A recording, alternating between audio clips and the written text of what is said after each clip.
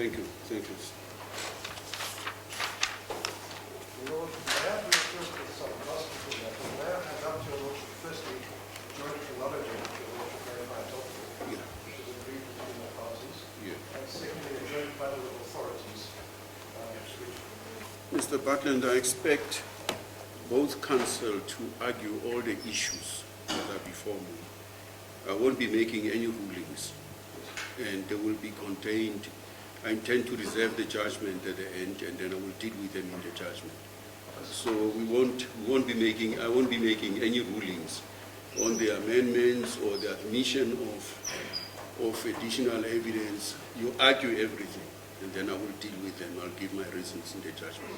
as your Lordship is aware, there are in effect three applications before you. The first application is an application for amendment of the notice of motion. The proposed amendment removes prayers 1 to 9. The matter has been now simplified in passage of time. If your Lordship will go to the amended notice of motion, the proposed amended notice of motion, Yeah. the Lordship will see that it says, the notice of application says, take notice the applicants intend to make application to this court for an order in the following terms.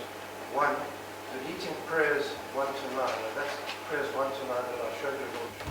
And then the substantive relief which is sought in prayers 1 and 2, the determination or decision of the Commission on Traditional Leadership and Land Claims, second respondent letter 21, alternatively denied.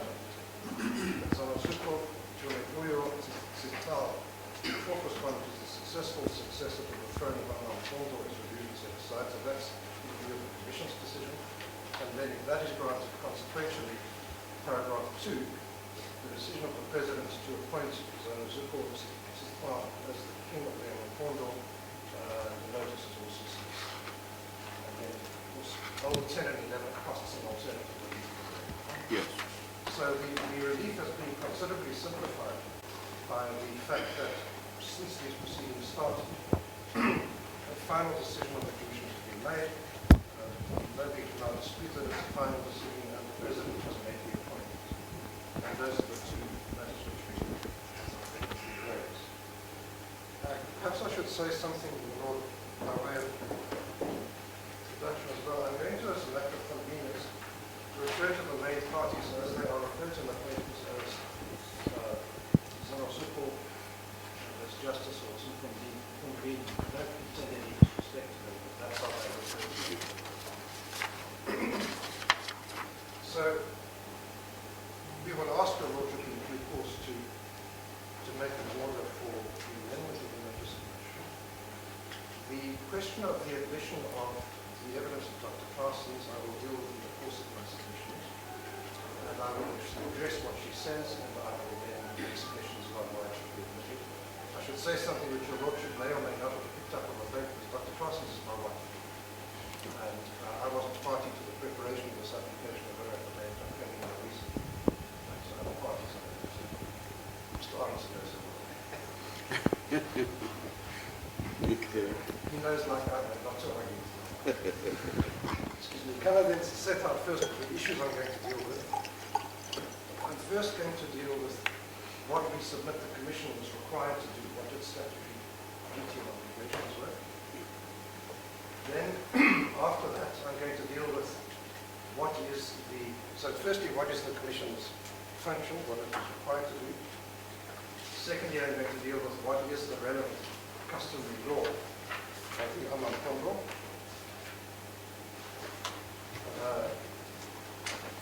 Thirdly, I'm going to deal with what the Commission actually did. Fourthly, I'm going to deal with what we submit as the fatal flaw in what the Commission did.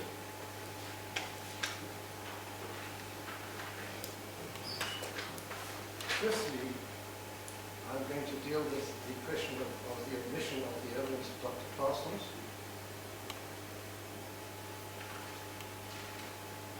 Sixth, I'm going to deal with the question of delay in the launching of this review application.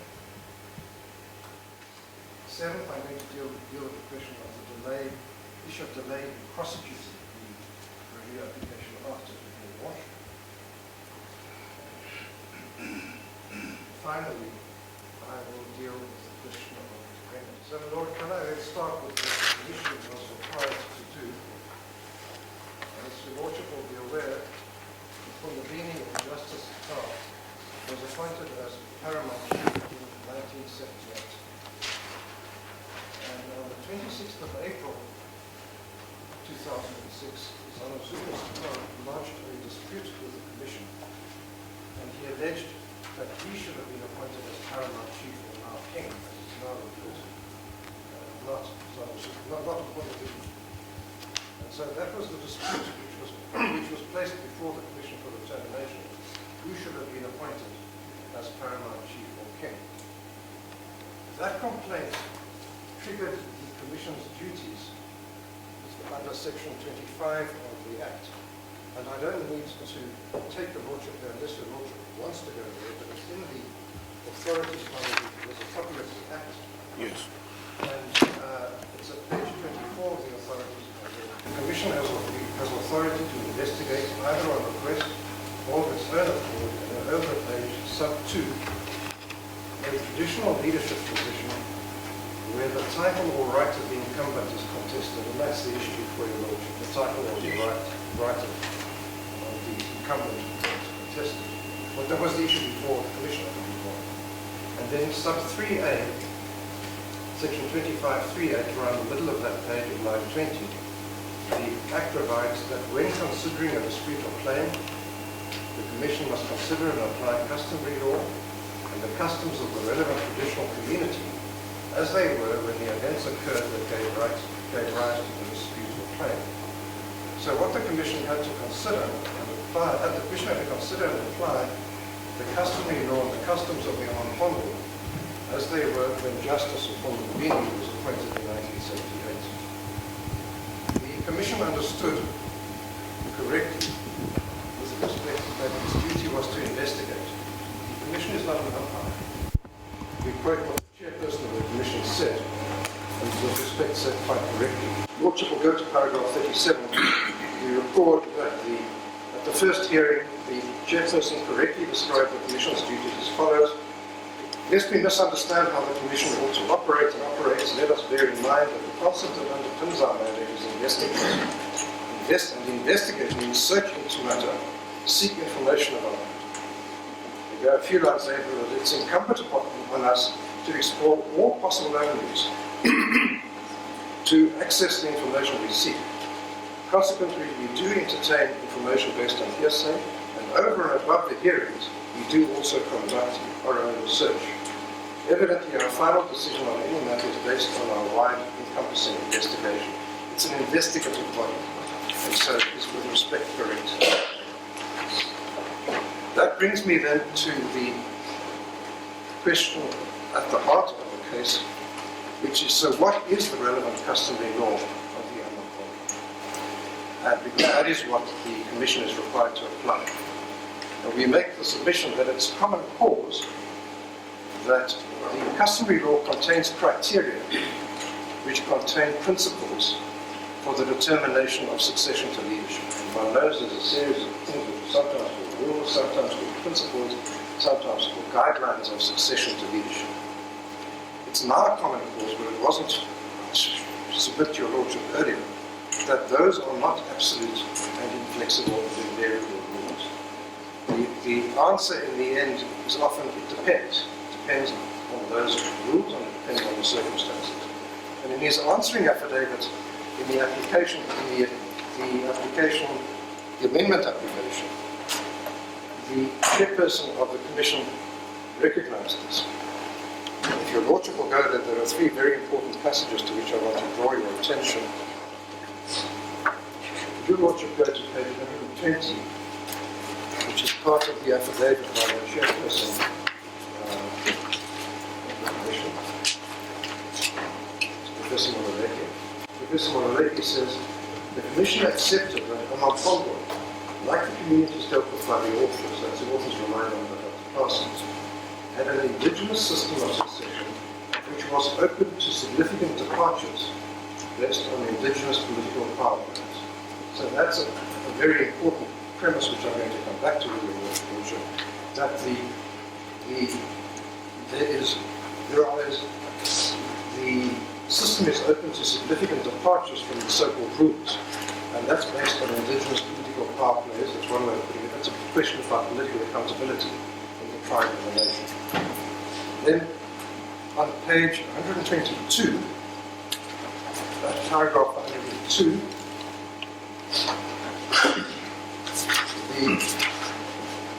the chairperson, Professor Lombekiso, says, the Commission appreciated that customary law cannot be applied as a fixed body of ossified rules, or in the same way as the common law, but this does not mean that principles and established practices cannot be extracted.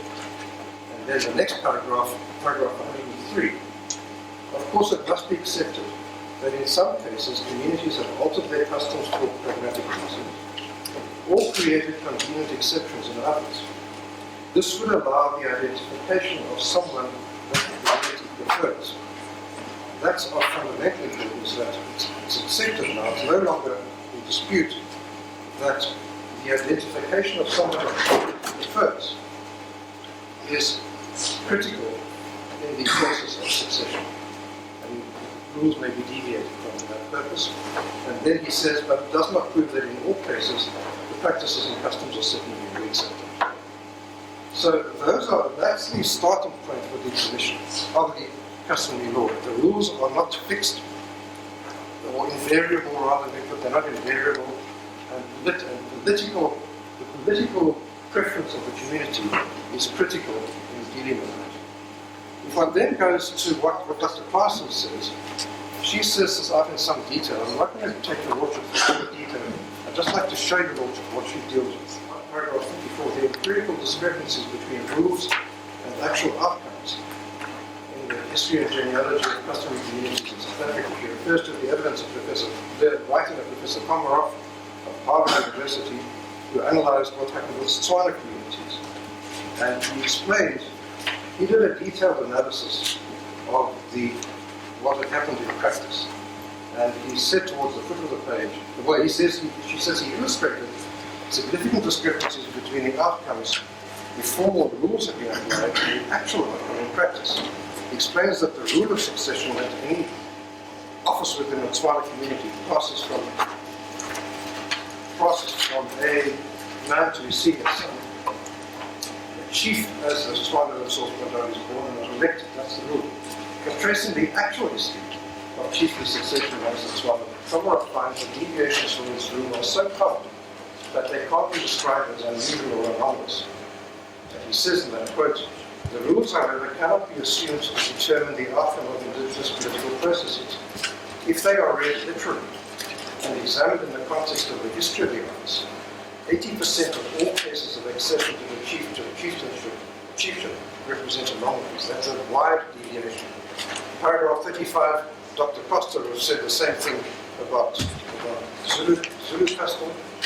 Paragraph 36, even under Apartheid, Dr. van Warmelo, who was the chief government ethnologist, he said it doesn't really work like this according to the rules. And at the top of page 53, what he said is, my contention is therefore that this picking of chiefs out of the hat of chance will have to stop unless the whole institution of chieftainship is to come to grief. The natives always thought otherwise than to accept chiefs only on birth. In the olden days, chiefs were men of birth plus a certain amount of ability. You cannot dispense with ability. I'm convinced, I'm certain the government must sooner or later return to the old principle of birth plus ability. Then she refers to Professor Max Blackman, one of the most famous anthropologists. In his comparative study, the same story, he says under the succession law, most tribes, no man is clearly designated as heir to the throne. The same thing Professor Delius talks about. His work was amongst the Qaukeni. And then the same thing is made paragraph 38 by Professor AmaMpondo, writing about the Lombekiso, page 39, paragraph 39, page 54. Professor Paris, who used to be a member of the Commission, he describes the same process amongst Xhosa chiefs. And so all of these different communities or nations show the same pattern. The writing shows it in this not disputed, it's not disputed, that there's this variation in practice from the rules, so-called, to what actually happens, because other things have to be considered. But then, to what extent would the deviation be carried out? For example, at some point, there was a ruling by a constitutional council following that there must be a vote Yes, taken. that's right. Now, that fall under deviation. Because then if we take deviation, then we have to take into account also what the Apartheid government used to do. They deviated from the very often for their own ends. Yes, sir. Now, we have to locate this deviation in such a way that while it is important, and I understand that deviation is necessary because the customary laws evolve. But now, what are the perimeters of that deviation? And that's where I wanted to just explain to you, because it might then be abused at some point. That is, with respect, a very important point in the law, because there are really two different sorts of deviations we're talking about.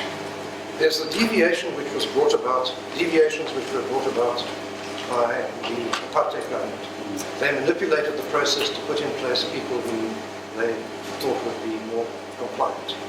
That's a deviation which is not consistent with customary law. It's a breach of customary law. It was done by the use of statutory powers. The Black Administration Act, which said that the Governor General was the supreme chief of all Africans. And those are politically imposed deviations which are not customary law. They're done using statutory powers. Different is the word deviation may be a bit misleading because it means different things. What the custom provides is that there are rules or principles of succession, but those are not fixed and they can be deviated from in accordance with the custom of the community, which has regard to fitness for office, competence, and popular acceptability. Somebody won't be appointed who's unacceptable to the community, even if the rules seem to suggest that. That's in accordance with customary law. And of course, there was a dispute about that election which Matanzima won. And in fact, Pontobini said he didn't think there should be an election because that's not the way it works. That's not the way custom works. Custom works with people getting together, debating, the royal family meets, the senior traditional leaders meet, the local people meet, and through a process of discussion and engagement, a consensus is arrived at. It's not voting for one person on the vote. But so Pontobini said that's not the right way to do it, but Matanzima insisted on the vote, and Pontobini won the vote. But the vote, we would say, was not part of customary law. That was a deviation imposed by a political power player, Matanzima. Having regard to the political acceptability of the person, popular support of the person, that is part of customary law. And that's what all of these examples which I've just been quoting show. That they don't come imposed by an edict from outside, somebody saying, I say this is what it will be, because that leads to the abuse which we have in the apartheid system. It's an internal process of the community saying, who is it whom we actually want? And the rules are relevant, but the rules aren't binding. So, if one sees that, then if one goes, my lord, to page 56 of Dr. Claessen's affidavit, paragraph 45, where she now talks about succession amongst the AmaMpondo, having told your lordship what happened amongst the Tswana, what happened amongst the Zulu, what happened amongst the various different communities. She now said, let's look at what the history is amongst the AmaMpondo. And she shows exactly the same pattern. At the top of page 57, she quotes Professor Beinhardt, Professor of South African History at Oxford University, one of the most eminent scholars of South African history, who's made a particular study of the Eastern Cape. And he talks about the rules, and then the last sentence of what he says is, while such rules provided the language of legitimacy, they did not determine the political process. There's a political process involved in the selection, which he talks about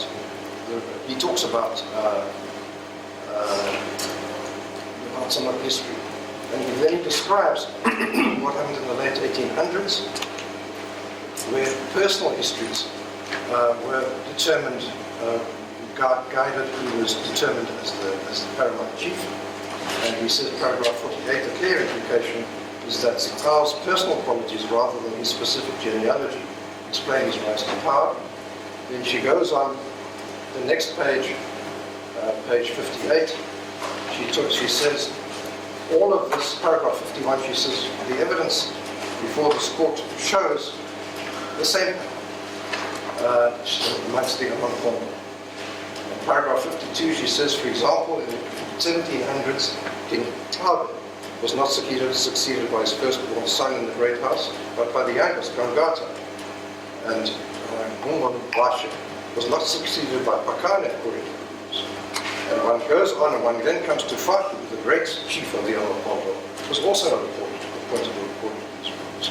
And so, what the history shows is consistently across African nations, communities, tribes, call them what you will in South Africa, there are rules of succession, and they are not binding rules in the sense that they automatically give you the outcome. They give you guidance, but in the end, political acceptability to the people is at the heart of it. And none of that evidence, my Lord, is denied. That's put up on affidavit by Dr. Claessens, and none of that history of different communities is denied. Nor are the opinions expressed by the various experts who she quotes. There are quibbles here and there, but this is where it comes. And so paragraph 60, page 61, she summarizes what her view is, and she says, I submit that this analysis has at least the following implications for the present matter. 60.1, the process of selecting an incumbent is generally not the outcome of the application of a set of fixed rules, but a competitive process in which popular support for candidates will generally be amongst the offspring of the outgoing leader and plays an important role. And so 60.3, succession rules can thus not be rigidly applied, rather they perform a different function, a legitimizing function. So that is her evidence. And I've shown your Lordship what was said by Professor Mololeki at paragraph 99.1. I'll just read it to your Lordship again. Paragraph 99.1 of his affidavit. He says, the Commission accepted that AmaMpondo, like the communities built up by the authors, had an indigenous system of succession which was open to significant departures based on indigenous political pathways, and he talks about these deviations, if you want to call them that, allow the identification of someone the community prefers. And so we say that the following important principles of AmaMpondo customary law emerge from this analysis. Firstly, the first principle we say which emerges is that the so-called rules are relevant, but they cannot be simplistically and mechanistically applied.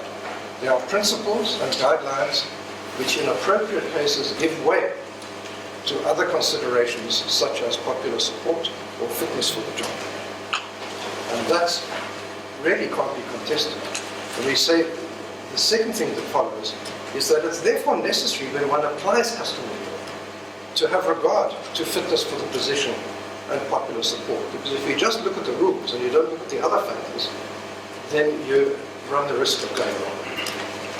And so that's the second, that's the AmaMpondo customary law. To find out who should have been appointed, you must say, what does the genealogy say, what do the rules say, and what was the issue of popular support? Was there popular legitimacy? What did the community want? Then you see what you have. That brings me to the third heading that I'm going to address, my Lord, which is now, what did the Commission actually do when it did its job? And it did, I don't want to suggest otherwise, carried out a very extensive investigation and produced a report, which for your Lordship in the Rule 53 report, of 120 pages. And what the Commission did is it set out at page 783 what it understood were the questions it had to answer, or the issues. So if your Lordship will go to the pleadings bundle at page 489, I think that's the most convenient place. Now your Lordship will see that the Commission sets out what are the issues to be determined. Paragraph 6.1.1. 6.1.1a, when Mandonke died without a successor, who was to succeed him in terms of the customary law and customs of AmaMpondo? Second was Maginkri, the great wife of Mandonke. Thirdly was the appointment of Weta according to the customary law and customs of AmaMpondo. Fourthly, did Nelson and Maginkri enter into a union of Qaukeni? Now those are all about what happened in the 1930s when Weta was appointed as the paramount chief and not Nelson. And then 5 is the claimant, Zanozuko, the rightful heir to the throne of AmaMpondo. And it's so those are the questions, and the first 4 are really all about rules. The determination of the rules and the application of the rules. The fifth one is somewhat ambiguous, and I'll come to that in a moment. So what the Commission then does through this lengthy report is it analyzes in some detail the evidence of what happened when Weta was appointed in 1939 and the rules in that regard. And it makes findings in due course on items A, B, C, and D, and I'm not going to take your Lordship there because it's not relevant to the submission which I'm going to make to your Lordship. The next, it goes through a series of examinations of the history, and it applies the rules, and it makes determinations as to what happened in 1939. Then the next thing that the Commission does is it now comes to the 5th question, which is really the one which it has to answer, which is the claimant the rightful heir, that's Zanozuko, the rightful heir to the throne of AmaMpondo? That your Lordship will find in paragraph 6.3.6, which is a page in the pleadings bundle, at page 529. 529. And your Lordship will see how the Commission makes that determination. What it does is it applies the genealogy. It says we know that the son of Weta was Zweli Dumile. We know that the son of Zweli Dumile was let's take a step back. The son of Nelson was Zweli Dumile. The son of Zweli Dumile was Zanozuko, and so Zanozuko must be the paramount chief. That's the logic of the argument. That's all that it addresses. That section dealing with who's the rightful heir addresses only the genealogy. It says Nelson had to be followed by Zweli Dumile in terms of the rules. Zweli Dumile had to be followed by Zanozuko in terms of the rules. That's the argument. And what is missing from it is any consideration at all of the other factors that bear on whether the rules apply or are going to be applied in a particular circumstance. In particular, there's no reference to or consideration of fitness or acceptability to the community whatsoever. Nothing. No. In 120 pages, there's no discussion and analysis of that question, of acceptability to the community. And ultimately, at page 534, the Commission reaches its conclusion. Paragraph 7.1, the foot of the page. It says conclusion. In terms of customary law and customs of AmaMpondo, the Framework Act 711, the claimant, Zanozuko Sigcau, is the rightful successor to the throne of AmaMpondo, and 712, the appointment of Weta was irregular and not in accordance with custom. Now, that's what the Commission did. It did a genealogical analysis of what happened leading up to 1939. It concluded that Buddha Sigcau should not have been appointed. And then when going forward from 1939 to the present day, all it did was look at the genealogy and said, A had a son who was B, had a son who was C, who was Zanozuko, therefore Zanozuko should be the king. That analysis grew from the evidence that was Yes, putting it in the right context. The Commission in the preceding pages analyzes all the witnesses who testified, yes, what each witness said, and what, in the opinion of the Commission, was the most likely version. Okay. And when I went through this material, my sense was that the conclusion reached was based on what transpired, the evidence before them. As was, you remember at some point even the respondent at that time requested to reopen in order to give further evidence, and that was granted. So I think there is conclusion, and I take the point you're making that the Commission did not go outside the evidence to look for something else. Well, I'll go. But the question of popularity, I think the respondent in his evidence did touch on it. Yes. And he pointed out that out of so many chiefs, about 3 supported the respondent, and he had the support of the rest. Something like that. Yes, I'll show that to your Lordship in a minute. Yes, and it was before the Commission.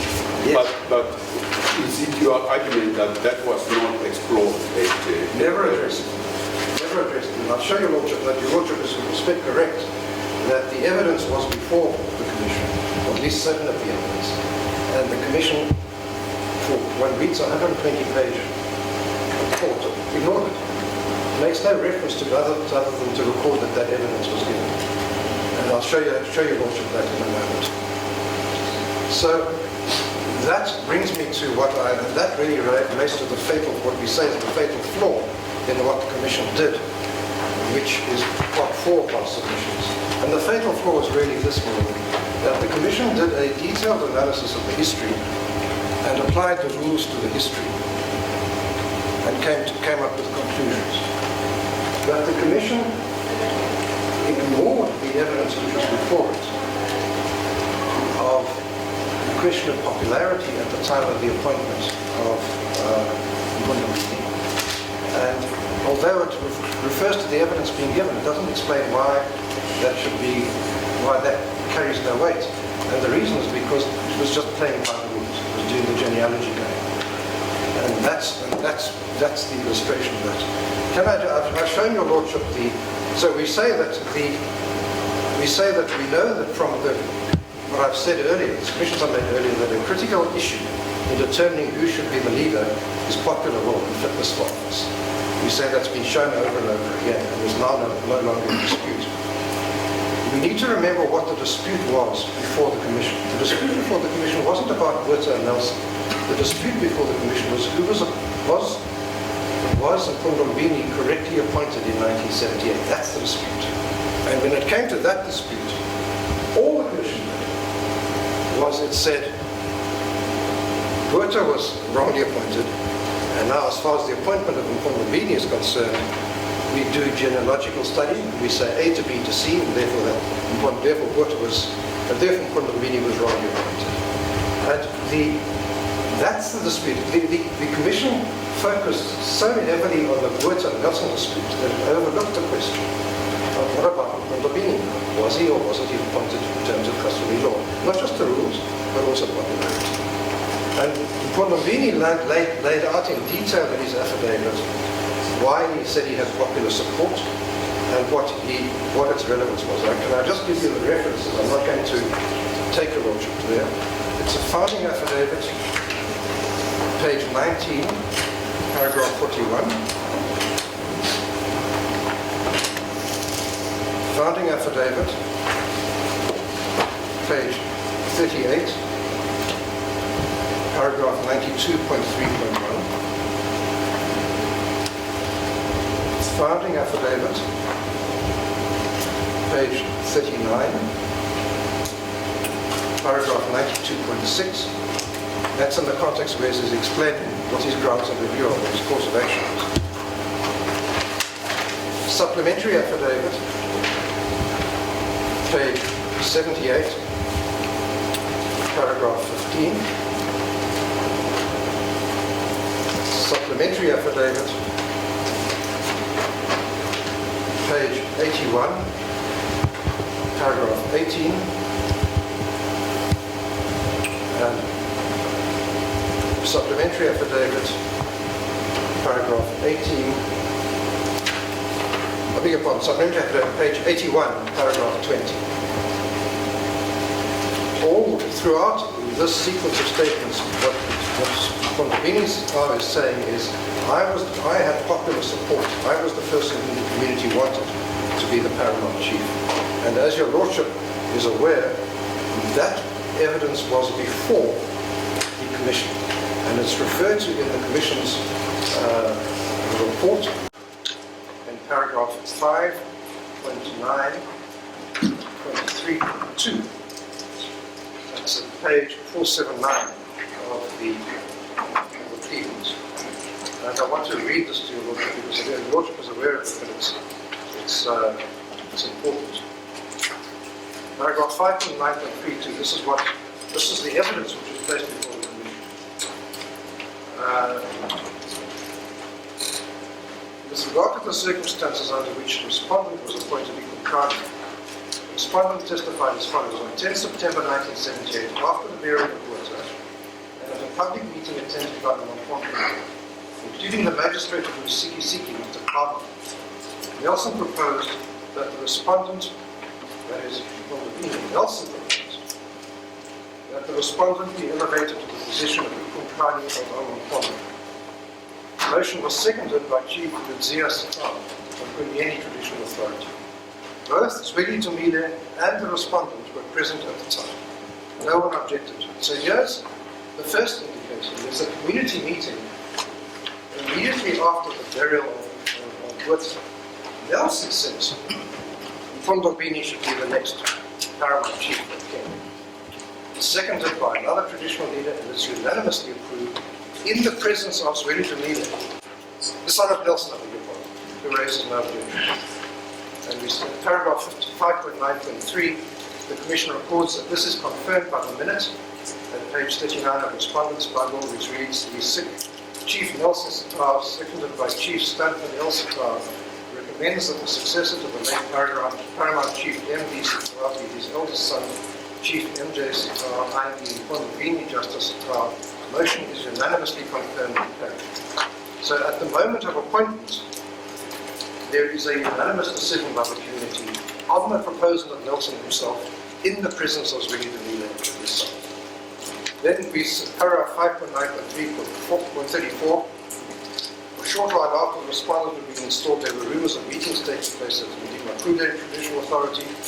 Finally, the respondent was informed that Zweli was claiming succession to the kingship and lodged his claim at the magistrate's court. And over the page 41, we then have the intervention of the Transkei government, to which your lordship was referred. And I think he was then president of Matanza. It was after the Transkei was independent in 1976. So he would have been president of Matanza at that stage, so-called. Issued an instruction, there should be a vote. Qaukeni said this is not in accordance with custom, and actually tried to stop the vote. It went ahead, and he won the election. So the election couldn't be said to be something set up to favour him. In fact, he tried to stop it. And then in addition, he says in relation to the current dispute, he stated that he is supported by 25 senior traditional leaders and only 3 are supporting the claim of Zanozuko. None of that is contested. That is undisputed evidence which is placed before the Commission. And what does the Commission do with it? Nothing. It then proceeds to apply the rules. And it says Nelson should have been the paramount chief, his son was Zweli, his son was Zanozuko, therefore Zanozuko was being the paramount chief. It entirely ignores this absolutely fundamental issue, which is a requirement of customary law. Part of the process is establishing popular acceptability. And so, if one looks throughout the Rule 53 record, 120 pages, one finds no attempt by the Commission to deal with that matter. It ignored it and dealt at great length with whether Botha was rightfully appointed. When it came to the appointment of AmaMpondo, all it said was Nelson should have been appointed, Zweli was the son, Zanozuko was the son of Zweli, therefore Zweli should be, therefore Zanozuko should be the king. It dealt with it as a purely genealogical question. But we know from the history and the evidence that that's not the custom of the AmaMpondo. It's simply as simple as that. There's no attempt to engage with the evidence of popular law, which exists. It's simply ignored. The Commission might have said, well, we wonder whether that's really true. Let's go and ask some questions and find out whether this is really true. Why did the people vote? Did the people really vote? Unanimously support Lombekiso after the death of Botha. Why did it happen? Maybe it was corrupted in some way. Maybe there was something happened to explain it. Nothing. It's just there, and it stands there, and it's not dealt with. And we underline that this was placed before the Commission. So we say that in relation to the actual dispute, there is a fundamental failure by the Commission to deal with the issue in accordance with the customary law. Now, our learned friends make some play, and they write, on the fact that the statutory body of experts was appointed, and they are to say what they consider the customary law to be. But it's not in dispute in this case that the AmaMpondo customary law does involve the test of popular acceptability, just as it does in every other community in the country. So it's not as though if the Commission had said, under customary law, popular acceptability is irrelevant, we would then have a case about whether that was correct. But they don't dispute it. In the supplementary affidavit, in the last affidavit, finally, the chairperson says, yes, we understand that political acceptability leads to changing the rules, not considered in making its decision. And so we submit that the mechanistic findings are fundamentally in breach with the rule. And in fact, one sees, the Commission the professor now says, oh no, we always knew that about political acceptability. But that's not demonstrated by the record. The record shows nothing of the kind. And your Lordship will be aware of the Chicama case. It's Chicama, Jicama versus West Coast District Municipality, 2006, 1 SA, 116. Decision of the Cape Division, Western Cape Division. Paragraph 11, His Lordship Mr. Justice Cleaver discusses this rule, which is derived from English law, which he finds also in English law, that you can't invent new reasons after the decision has been taken to justify the decision. He's bound by what you say as the reasons. And the Chicama case is referred to, and I give you a Lordship of the reference, which is not in the papers. It's the case of the National Lotteries Board, 2012, 4 SA, a decision of the SCA, paragraphs 26 to 27. She addresses the subject of the relationship between a leader and their people. She says, paragraph 61, this is the analysis which I showed you, Lordship, earlier, of what's happened in various communities, is consistent with the fundamental premise of customary systems that a leader derives their power from the people. Is achieved by the people, and must retain the people's support to stay in power. This principle of accountability is fundamental to customary systems and must thus be respected and restored in order to give effect to the constitutional recognition of customary law. Its restoration is because of the severe distortions introduced under colonialism and Apartheid. And that with the way distortions may be better than deviations in Apartheid. She then says, the principle of accountability is intrinsic to the distinct logic of customary systems. She quotes Professor Komarov again, and she says at the foot of that, at the end of the quote from Professor Komarov, the rules what appears to be a contradiction, the rules governing access to positions of authority are all founded upon birth, yet the treaty perpetually emphasizes that political power depends on individual ability. And in paragraph 63, she says, this principle of accountability is reflected not only in the way in which a leader comes to power, through popular support and political rivalry, it's also reflected by the fact that a leader can in practice be deposed or stripped of power. So what she's saying, this is the principle of customary law, and she says this is. Now what is the Commission's answer to that? The principle of accountability and the principle of the requirement of political legitimacy and the principle of appointment through popular support. The Commission's answer to that, Your Lordship will find on page 137 of that document, paragraph 165 at the foot of the page. He now answers paragraph 61 to 66, and this is what he says. These paragraphs are not relevant at all. And that's exactly wrong with respect. Those paragraphs are at the heart of the issue about whether AmaMpondo was validly appointed in terms of customary law or not. The question at the heart of this case is whether let me take a step back. We know that part of the customary law in the AmaMpondo is political acceptability of the leader. That's part of the process. We know that it wasn't followed. The chairperson of the Commission says this is irrelevant to the test of political accountability. We submit that demonstrates what was really in the minds of the Commission. They thought they don't have to go that route. All they have to do is genealogy, and then we get the answer. And that's, with respect, one always says, where's the smoking gun? There's the smoking gun. He says the question of accountability of political preference is irrelevant.